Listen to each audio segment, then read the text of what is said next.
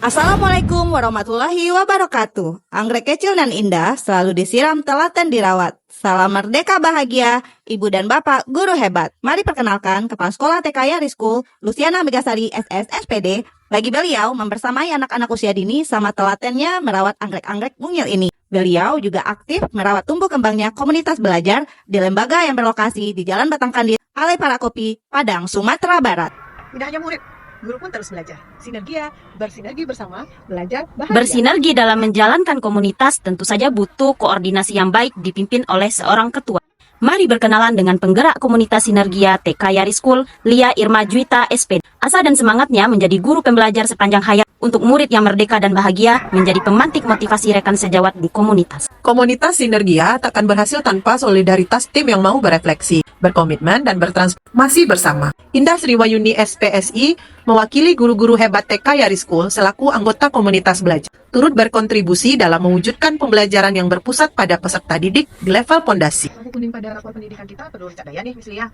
Ada poin manakah yang perlu kita ribut ya, Miss Lucy? Apakah sama hasilnya dengan keresahan yang terjadi pada rekan-rekan guru di kelas? Kualitas perencanaan dan pemahaman guru terhadap praktek pembelajaran berdiferensiasi juga perlu dievaluasi, dan kemitraan dengan orang tua. Poin-poin tersebut mungkin izin kita bicarakan nanti di komen rutin kita ya, Miss Lucy. Oke, Miss Sekolah, izinkan saya untuk memulai bincang PT kita hari ini. Topik penting meski santai terkait progres implementasi pembelajaran berdiferensiasi yang berpusat pada peserta didik. Kemudian refleksi hasil rapor pendidikan yang telah dibicarakan dengan kepala sekolah sebelumnya. Poin utamanya adalah tentang pemahaman yang berimbas pada kesiapan kita dalam merancang pembelajaran yang menyenangkan dan berpusat pada anak. Ya, benar, Miss. Sumber inspirasi di PMM turut membantu membuka cakrawala melihat referensi praktik baik yang ada. Perlu kita pahami lagi teman-teman, bahwa asesmen yang telah kita lakukan tidak hanya melihat beragam gaya belajar, tetapi juga mengidentifikasi kemampuan awal anak, sehingga ragam media yang kita sediakan nanti mampu menjawab kebutuhan anak. Ya, benar. Jadi anak yang sudah kenal konsep huruf bisa distimulasi untuk pengenalan suku kata bahkan kalimat sederhana. Terkait media memperkaya variasi bahan luspat di kelas masing-masing perlu diupayakan ya, Miss. Sebelumnya telah disampaikan juga oleh kepala sekolah menanggapi pengadaan sumber bacaan yang minim. Kita telah mengupayakan secara mandiri dalam program bulanan dan melibatkan anak serta orang tua dengan memanfaatkan media digital, pendataan buku fisik atau cetak yang ada yang belum terarsip dengan baik, Miss. Baik, bersama bendahara nanti kita upayakan alokasi BUP untuk memperkaya koleksi sumber literasi di pojok literasi umum kita, dan bantuan operator sekolah untuk menginput data di Dapodik. Kemudian program bulanan literasi yang dikoordinasikan oleh Miss Reni, bagaimana progresnya, Miss? Izin menambahkan, Miss Lucy, program bulanan kita pada peningkatan literasi satu sama dirasa efektif sebagai solusi. Selain upaya kerjasama yang dilakukan bersama orang tua untuk ikut membacakan buku di rumah, baik melalui bacaan yang kita kirimkan maupun koleksi bacaan yang ada di rumah. Oke, Miss. Kemitraan dengan orang tua kita juga masih perlu dievaluasi, karena ini bukan hal baru bagi sekolah kita. Sudah lama kita galakkan, namun tampaknya kembali beradaptasi dengan wali murid baru, perlu disesuaikan. Benar, Miss. Terkait kemitraan dengan orang tua, kita perlu belajar menjalin komunikasi yang efektif. Untuk saluran komunikasi, kita semua sudah memiliki grup PAG di kelas masing-masing.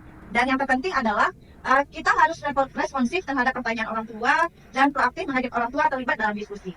Nah, poin terakhir tadi yang sering terjadi, Miss, karena mungkin saja terlalu sibuk, bahkan tidak melihat pesan atau sudah juga dibaca secara publik. Biasanya lebih nyaman diajari saja. Betul sekali, Miss. Bahkan ketika kita mengadakan pertemuan dengan wali murid, pun presensi kehadiran mereka itu di bawah ekspektasi kita. Ya, benar. Namun selalu kan habiskan waktu yang cukup lama saat report. Ternyata banyak hal yang ingin disampaikan dan didiskusikan. Jelas ya, orang tua murid kita lebih nyaman secara personal. Sepertinya metode parenting kita perlu dirubah, Miss Lucy. Pendekatan yang bagus, personal parenting menunjukkan gaya hidup dan karakter orang tua. Pentingnya kesamaan persepsi sebelum pengisian survei Sulingjar di tahun 2024 nanti, agar semua poin terjawab dengan kondisi yang sebenarnya. Karena setelah ditelaah kembali, ada beberapa poin yang kurang, padahal sudah ada dan terlaksana dengan baik. Karena pemahaman yang masih belum merata di antara para guru. Program diskusi dan berbagi di komunitas dapat membawa perubahan yang dinamis dan konsisten demi pendidikan anak usia dini di TK Yari School dan menjadi inspirasi bagi sekolah lainnya. Bergabung dan komitmen menjalankan komunitas Sinergia ini adalah kesempatan dan keputusan terpenting yang pernah saya alami. Pengetahuan dan keterampilan saya berkembang dan semakin termotivasi untuk terus belajar, berbagi, dan berkolaborasi, wujudkan transformasi pendidikan yang berpusat pada murid. Pembelajaran berdiferensiasi bukan hanya sekedar narasi di modo ajar, namun realisasinya perlu dioptimalkan dengan saling berbagi pemahaman dan praktek baik di komunitas belajar. Komunitas Sinergia adalah rumah belajar bagi kita bersama. Materi yang dibahas di dalam komunitas Sinergia sangat relevan dengan kegiatan pembelajaran sehari-hari. Saya bisa langsung menerapkan ilmu yang saya dapatkan untuk meningkatkan kinerja saya. Menjadi guru yang ramah, guru yang merdeka, bahagia, yang berpihak pada kemerdekaan dan kebahagiaan murid di kelas. Bahagia!